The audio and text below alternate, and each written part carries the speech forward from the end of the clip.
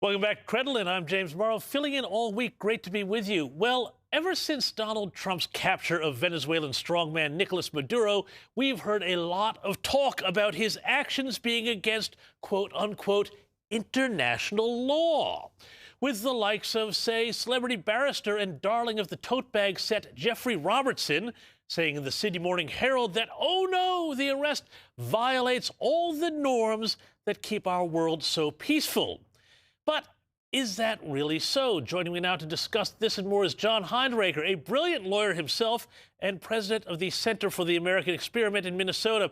John, thanks so much for joining me here, and Happy New Year. You've noted on your brilliant Powerline blog that Democrats have all adopted the same script about the seizure of Maduro being, quote, unlawful and unwise. But John, tell me about this international law argument that they're running. I feel like this is more about politics than the law. What do you reckon? James, it is 100% politics. During the presidential campaign in 2020, Joe Biden accused Donald Trump of being soft on Maduro. And Biden said he was going to be tough on Maduro. Of course, he did nothing at all.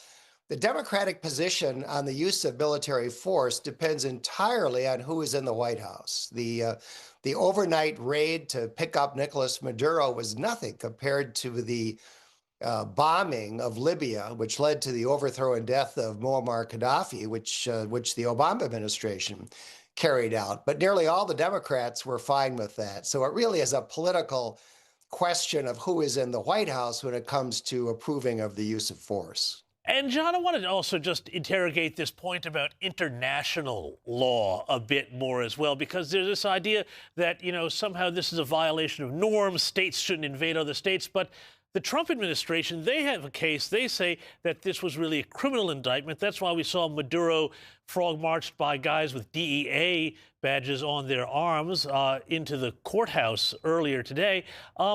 Where does this whole international law argument stack up? Because as far as I'm concerned, the international law crowd has no answer about what to do about somebody like Maduro.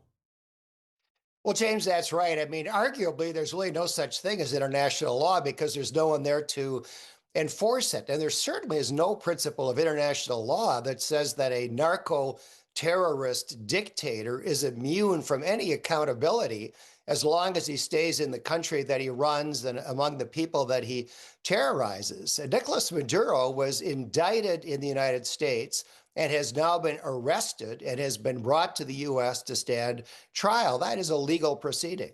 Yeah, indeed. And meanwhile, though, talking about other Democrats' reaction, I love this here.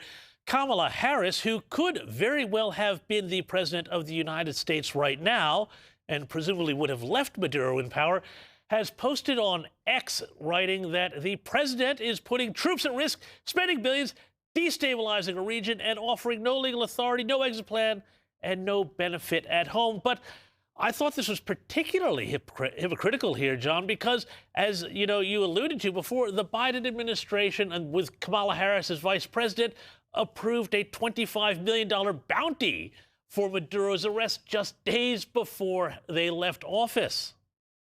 Yeah, that's exactly right. The Biden State Department increased the reward that was being offered for information leading to the capture and arrest of Nicolas Maduro to $25 million. It looks to me like Donald Trump may be eligible to claim that reward. So it's total hypocrisy. And, everything that Kamala Harris said in that tweet was wrong. There were no troops harmed. There were no billions spent. The region is going to be more stable with Venezuela no longer an ally of Russia and China and Iran. The legal authority for the arrest is the federal indictment in the Southern District of New York. And far from not having an exit plan, the troops have already exited. So I think that this is a brilliantly executed operation. And I think that American security is going to be greatly enhanced by not having a hostile country collaborating with our enemies right across the Caribbean from us. Well, and that's the thing, John. I mean, everybody who says international law and you can't use force, but as with the law, at a state level or a federal level, law needs force behind it to be enforced. Isn't there a very strong case to be made that if you do believe in a stable international order, taking out bad actors like Maduro when they need to go is actually a way to preserve peace, not undermine it. Well, I think that is exactly right, James. And who else is going to hold someone like Nicolas Maduro accountable?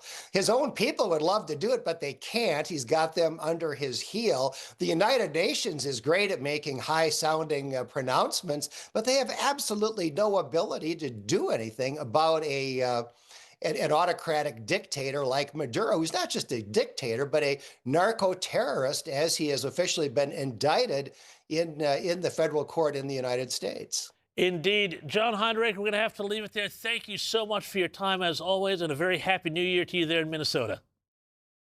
Happy New Year, James.